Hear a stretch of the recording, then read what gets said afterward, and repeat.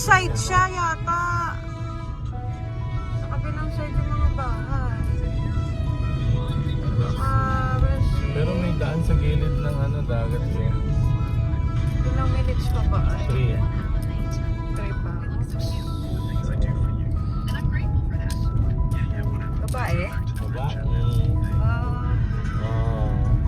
Oh, ay may bahay dito. Marami. Nice. Oh my goodness. Nasa loob pala ang bahay. Nice. Pwede. Bahay na lang talaga. Baka may makita tayo dito dati. Yung bus mo. Southern Harbor. Ayan. Kailangan naming baybayin ang mga bahay-bahay. Nararamdaman ko may makikita tayo dito.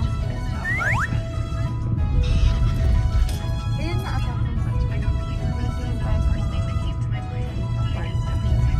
Parang yung Airbnb natin. Dati, ganito yung tsura.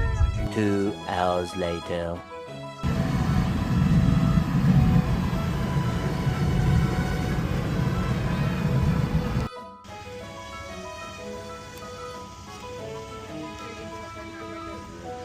There may be sunny side. You're going to be working up Southern Harbor, right? Up to that fish pipe? Yeah. Okay, yeah, we're going to work up that fish pipe. Sa apartment. Pero saan kayo mag-work? May kasi baka ako magkasama tayo Kami sa sa doon sa Southern Harbor. May accommodation kayo? Oo nga. Yung iba kasi may accommodation sa amin, kaya lang may mga bata kami. Galing pa kami New Brunswick, naghanap lang kami bahay. For 8 days, kaya susuyurin namin. Kahapon po. Sila nga pala yung mga kabayan na napagtanungan namin at sa kanila na rin namin nalaman na may mga dumating pala na magtatrabaho din sa planta tulad namin dito sa may Newfoundland. Kaya naman ang totoo, nagkakaubusan talaga ng apartment dito. At wala lang nga kaming sinayang na panahon sa bawat madaanan namin na naglalakad or kahit sino man na makita naming nakatambay sa labas, tinatanong talaga namin baka sakaling may alam sila. Ito ang bukod tanging school dito, Tricen siya. Pero kinder, kinder to grade 12. Pasok silang dalawa. Sarado na no? Wala nang tao. Dito tayo guys. Parang nadaanan na natin to from Alberta. Sige last year. Grabe. At dito nga, kapansin-pansin na halos pareho lang yung lugar ng New Brunswick dito sa Newfoundland. Habang binabaybay namin to, nakakita kami ng signage ng for rent at fully furnished pa. Kaya naman pinasok namin sa looban, yung lugar na to is Little Harbor. Heto na nga at nandito na kami sa bahay at maraming beses na kaming kumatok pero walang tao. Kaya naman tinawagan ko yung phone number at nalaman namin na tiwala lang talaga siya at iniiwan niyang bukas ang bahay. Ito yun, pagpasok mo ng pinto, washing, apartment number 3. Yan. Ito na yung bahay. Uy, bisita. Tapos dito may ref na. Yun o. Tapos meron rin ditong pantry. Hindi pa tapos pero malamig dito. Wag daw po tayong ilaw. Dito naman kwarto. Ito, kwarto.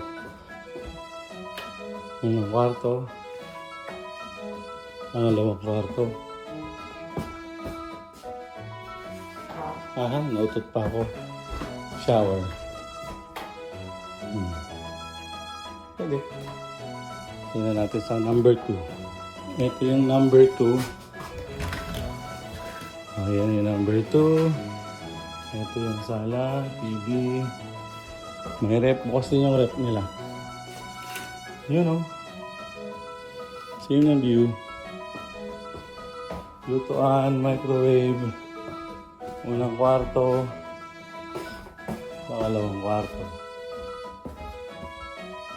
Tapos, CR. Ano sa switch ng CR? Baka ito. Hindi ko na alam. So, ito yung kabuuan ng bahay. Alright. Let's go down. Huminto na nga muna kami dito sa may gilid ng kalsada para ipaalam sa tropa na may nahanap na kaming bahay. Ang problema, napakahirap ng signal sa looban.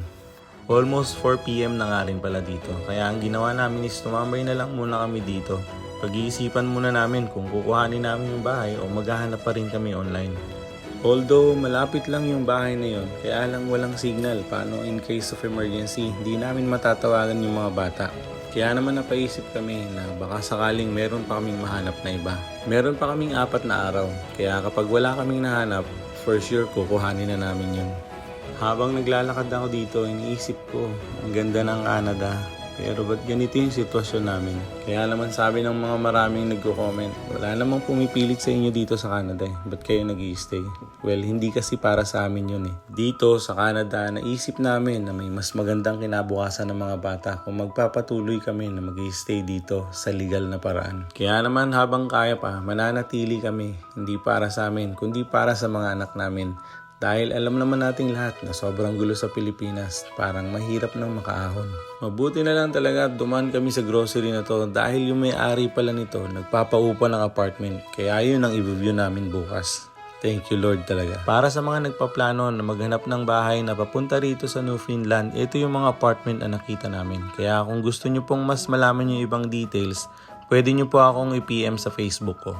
So hanggang dito na lang po muna ang video. Maraming salamat at God bless you all. Thank you.